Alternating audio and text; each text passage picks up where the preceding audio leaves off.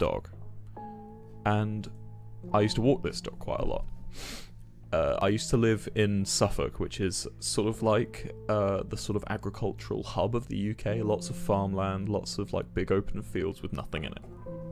And in the summer, I used to walk my dog up this path. Now, the best way of describing this path is there's a road, and connecting off the road is a long dirt track, and the dirt track is lined with these chicken farms, right? These spook. Here it is. So, to give you context for this kind of set out, right? We have this is the road. This junction is sort of, so I would walk my dog up here, and then this was the dirt path, right? You walk up this dirt path. Here's these chicken shelter farms here, right? Then you enter into this field, eventually here, right? Now this field, person, right?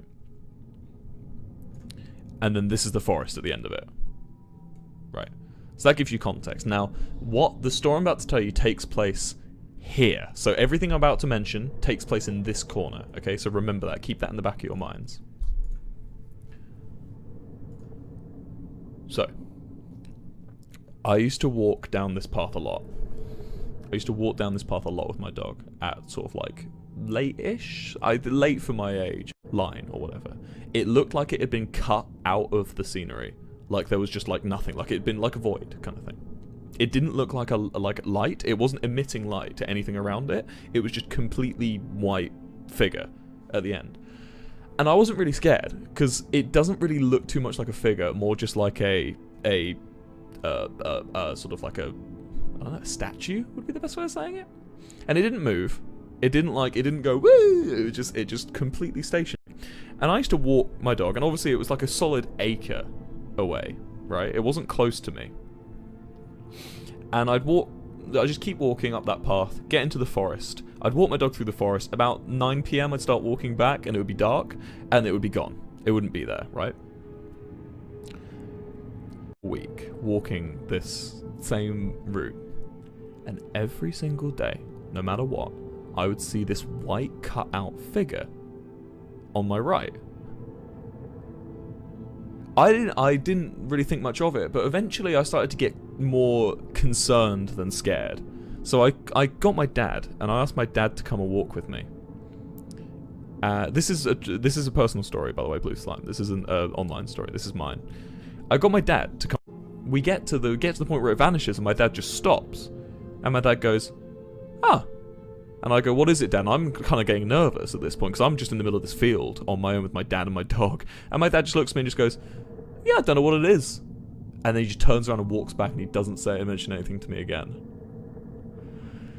And that scared me more when I was a kid. When I was a kid, I was like, if my dad doesn't fucking know, does anyone fucking know? I have no idea what that was, Will. And so that's it. That was that. So that's one story. That one's probably the least scary of the two. That one's the one that's had the least impact on me, right? The second story is a bit scarier, in my opinion, in terms of realisticness, because that one wasn't going to hurt me, you know. What's this one?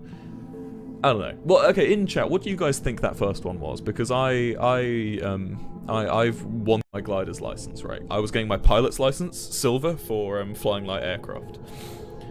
And so I was basically, this is in the same county actually, not too far off. Should I get this up on Google Maps as well to help you guys picture? Was that helpful to you last time? Hold on. So, it takes place here. This is where it takes place, right? Where that red marker is where the story is going to happen too. Okay? Is that all cool? You get that? Nice. So, I was taking my pilot's license, okay?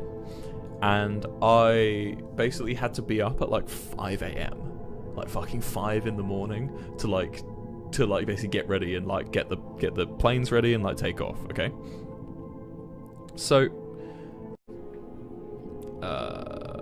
yeah, so I was sleeping in this tent, right? And I was terrified on the first night. I hated it. I basically I'd done this thing because there was no, back when this was like 2007, must have been, there was no like mobile data. Like internet, I always had Wi-Fi and stuff, but there was no mobile data in this sort of time. There was, but it was like 2G. So what I did was when I was kicked out of the clubhouse, I would load up as many YouTube videos as I could. I can describe to you the sound here. It was deathly silence. I've never heard something as silent as this. It was like you could hear the heartbeat in your ears because you're just in the middle of nowhere. There's no cars, there's no like, obviously there's no planes taking off that time, and because there's no trees, it's completely flat for the runway, there is no noise, and it's the quietest place I've ever been in my life. That's not the scary part though. I just thought that's just something to mention. It's just completely silent, like fucking silent as hell, like blood running in your ears kind of. And so so the second night I stayed in this tent, and I was less scared. I remember I was sort of like, to make do with the silence, every time I heard something, I would just start shouting at it. So for instance, I was just like, if I heard like a bird fly over, I'd just lean out my tent and go, blah, blah, blah, blah, you know, and like when I was brushing my teeth, I just start going like, brush teeth, brush, you know, just like, because there's no one around, and I could just make as much noise as I want. So I was kind of making the most of it. So I was like, basically just constantly, like at night, right?